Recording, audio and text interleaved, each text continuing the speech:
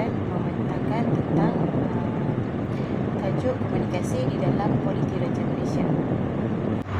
Pengenalan kepada pasukan PDRM iaitu Polis Diraja Malaysia yang dibentuk pada 25 Mac 1807 bersamaan 213 tahun yang lalu, ditubuhkan bagi menjaga keselamatan dan kedaulatan negara yang terdiri daripada 137,574 orang pegawai dan anggota di seluruh Malaysia. Ketua Polis Negara adalah Tan Sri Abdul Hamid Badu, manakala Timbalan Ketua Polis Negara adalah Datuk Pahlawan Mazlan Mansor. Visi bagi pasukan PDRM adalah menjadi peneraju bagi mengekalkan Malaysia selamat, aman dan sejahtera, manakala misi bagi pasukan PDRM adalah memberi perkhidmatan profesional berkualiti dalam melindungi negara bagi menjamin masyarakat selamat, aman dan sejahtera.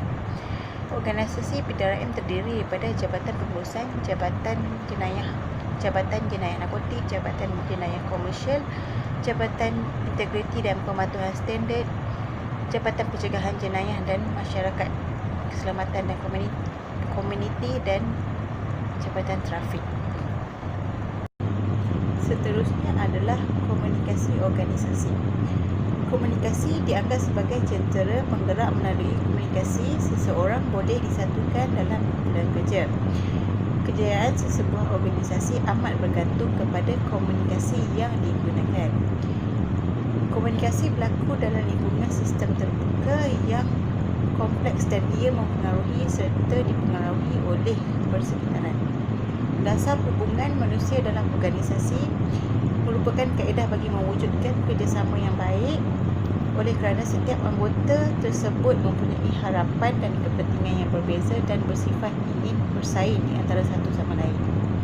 Hubungan dalam organisasi dan pertukaran mesej antara individu sering berlaku dan menjadi asas utama untuk mencapai sesuatu objektif dalam organisasi. Sekian, terima kasih. Bismillahirrahmanirrahim. Assalamualaikum warahmatullahi wabarakatuh. Saya Muhammad Nazri bin Muhammad Nasir, nombor metrik 276417, akan bercakap tentang amalan-amalan dalam komunikasi, iaitu sistem pengurusan serta iklim dan budaya organisasi di dalam PDRM. Komunikasi adalah penting dalam sebuah pengurusan organisasi kerana ia menggabungkan 6 fungsi pengurusan, iaitu: pertama, menetap dan menyebarluaskan matlamat. Yang kedua, menyusun rancangan untuk mencapai matlamat. Ketiga, mengatur sumber manusia dan sumber lain dalam cara yang paling cekap dan berkesan. Keempat, memilih, membentuk dan menilai anggota kerja sesebuah organisasi. Kelima, memimpin, mengarah, mendorong dan mencipta iklim yang akan mencetuskan keinginan orang untuk menyumbang dan seterusnya. Yang keenam, mengawal prestasi organisasi. Amalan komunikasi. Dalam teori-teori organisasi terdapat 4 perkara asas, iaitu aliran-aliran komunikasi, saluran komunikasi, kandungan komunikasi dan gaya komunikasi.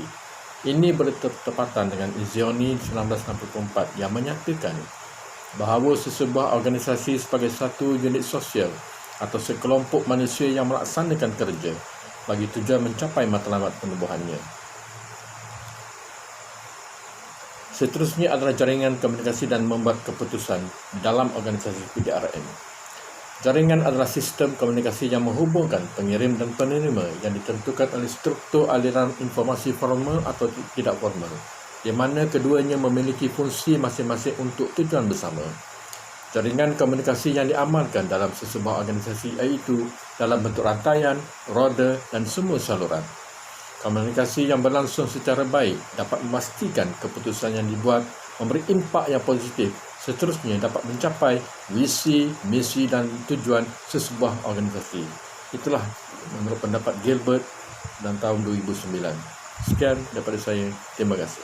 Assalamualaikum, nama saya Kamaria binti Abdul Karim, metrik nombor 2747779. part pembentangan saya adalah konflik kuasa, politik dan kepimpinan. Benda ni sangat penting kerana dapat mengurangkan produktiviti sesuatu kelompok atau kumpulan dalam menyelesaikan sesuatu masalah ataupun membuat keputusan.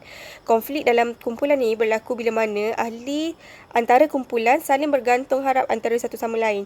Jadi konflik ni dapat ditangani jika ahli dalam sesebuah kumpulan atau organisasi dapat mencapai kata sepakat yang dipersetujui bersama. Maksudnya setiap keputusan benda tu mendapat persetujuan daripada semua ahli dalam kumpulan. Maknanya bila benda ni jadi, tak adalah konflik dalam kumpulan. Kepimpinan merupakan tingkah laku yang bertujuan untuk mempengaruhi orang lain supaya mereka sanggup dan secara sukarela melakukan apa yang mereka ataupun ketua ataupun pemimpin kehendaki. Manakala pemimpin merujuk pada orang yang mempunyai keupayaan untuk mendorong orang lain supaya patuh dengan secara rela hati tanpa paksaan. Menurut BAS 1990, terdapat beberapa konsep yang berkaitan dengan kepimpinan, iaitu dengan proses pembentukan kumpulan yang berkesan, personaliti yang berkesan, kemampuan untuk bekerjasama dan saling mempengaruhi, pembentukan pengaruh, kebolehan mewujud dan juga interaksi yang berkesan. Etika komunikasi organisasi dan ICT perlu berlangsung secara sistematik dengan mengambil kira terhadap elemen keetikaan sesuatu seperti masyarakat, tuntutan dalam persaingan, campur tangan pihak lain dan melihat kepada tuntutan tanggungjawab. Reading pada tahun 1972 menyarankan 5 etika yang perlu diamalkan dalam komunikasi, iaitu integriti individu, memberi kesempatan kepada individu untuk melaksanakan, melatih kemampuan secara kritikal, memberi perhatian kepada masalah dan isu dan akhir sekali memberi perhatian kepada kesan perkembangan jangka masa panjang. ICT merupakan alat yang berkuasa dan telah mengubah serta mempengaruhi aspek kehidupan manusia pada masa kini. Teknologi tersebut menjadi pemangkin untuk perubahan, pengendalian dan pertukaran serta digunakan untuk mengakses maklumat. Assalamualaikum warahmatullahi wabarakatuh. Saya Muhammad Khairul Fahmi bin Muhammad Hanifah, Matrik 276057 akan membentangkan konflik kuasa, politik dan kepimpinan. Dapat mengurangkan produktiviti sesuatu kelompok atau kumpulan dalam menyelesaikan sesuatu masalah dan membuat keputusan. Konflik dalam kumpulan berlaku disebabkan oleh anggota dalam kumpulan terlalu saling bergantung di antara satu sama lain. Konflik dapat ditangani secara berkesan jika anggota dalam sesebuah kumpulan atau organisasi dapat mencapai kata sepakat yang dipersetujui bersama. Muhammad 2009.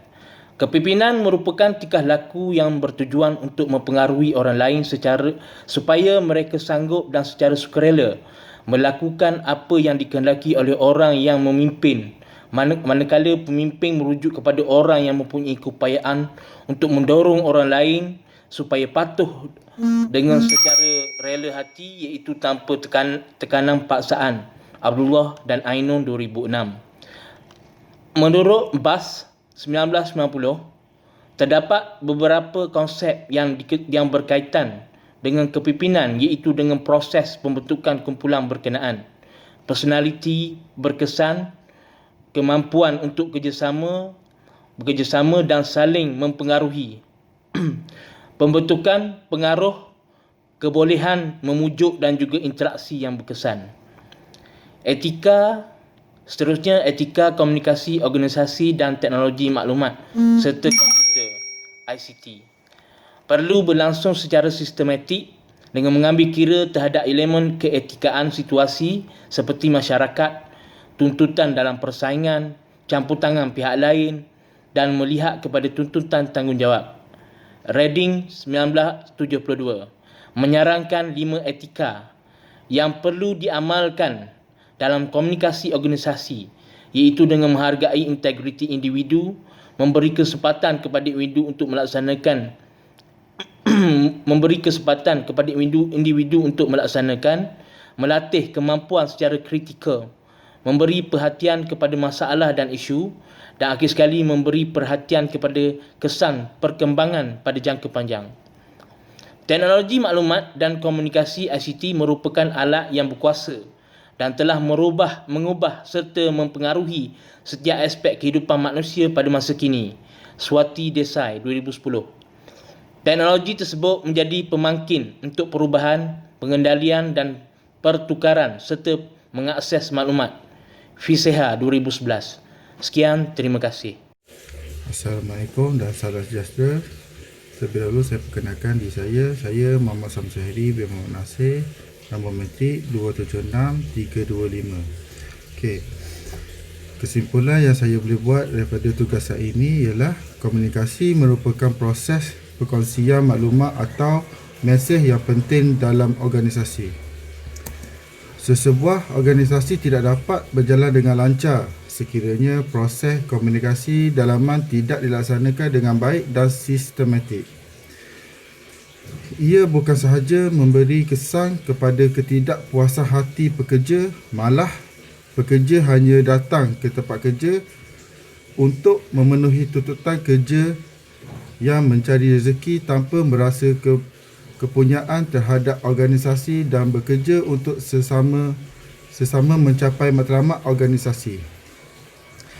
Secara umumnya, kelemahan dalam organisasi akan menyebabkan maklumat tidak dapat disampaikan secara tepat pada masa dan dalam sesuatu keadaan. Tidak dapat dinafikan bahawa sebahagian besar daripada kecemerlangan sesebuah organisasi adalah berhubung kait dengan keberkesanan proses komunikasi. Hakikat ini secara langsungnya mencerminkan keberkesanan pandangan para sarjana komunikasi dan pengurusan yang menekankan bahawa komunikasi perlulah menjadi tunjang utama dalam sesebuah organisasi. Justru itu, komponen utama dalam komunikasi adalah dengan memastikan pengaliran maklumat, komunikasi dan interaksi kemanusiaan dilakukan secara tepat dan berkesan. Begitu juga dalam unit PDRM, sesuatu kes tidak akan dapat diselesaikan dengan sempurna jika tiada hubung kait komunikasi yang baik antara pihak atasan kepada anggota bawahan maupun sebaliknya. Sekian, terima kasih.